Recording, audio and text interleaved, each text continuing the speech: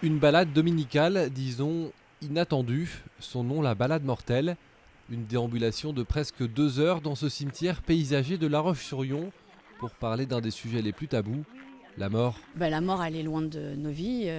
On meurt souvent à l'hôpital ou en EHPAD. Les cimetières sont à l'extérieur des villes.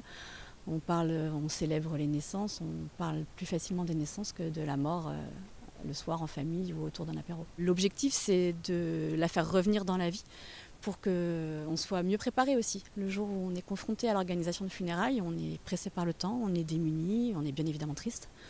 Et il nous faut faire des choix et on n'est pas forcément toujours bien armé pour faire ces choix en connaissance de cause. Une promenade ponctuée de petites pauses entre les tombes et à l'ombre des arbres, l'occasion d'écouter des contes, de la musique, une manière décalée de parler de la mort qui interpelle et peut soulager parfois. L'idée de faire cette journée avec des contes ensemble, c'est pareil, à la fois de donner une autre place à la mort, hein, c'est célébrer le vivant, parce que la mort fait partie de la vie. Je trouve que c'est une belle façon d'en parler. Tous ces contes, c'est beau, j'ai beaucoup souri tout à l'heure, je trouve que c'est chouette, ça donne une autre dimension et je crois qu'il faut pas... Ça doit être très aidant pour certaines personnes de faire cette démarche ce matin. Moi en tout cas ça m'aide.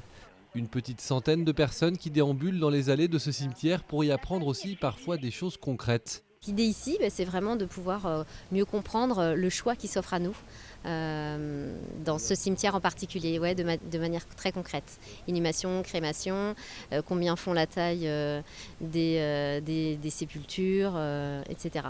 Une balade mortelle organisée par l'association des Deuils et des Hommes qui milite aussi pour la création très prochainement d'une coopérative funéraire à La Roche-sur-Yon.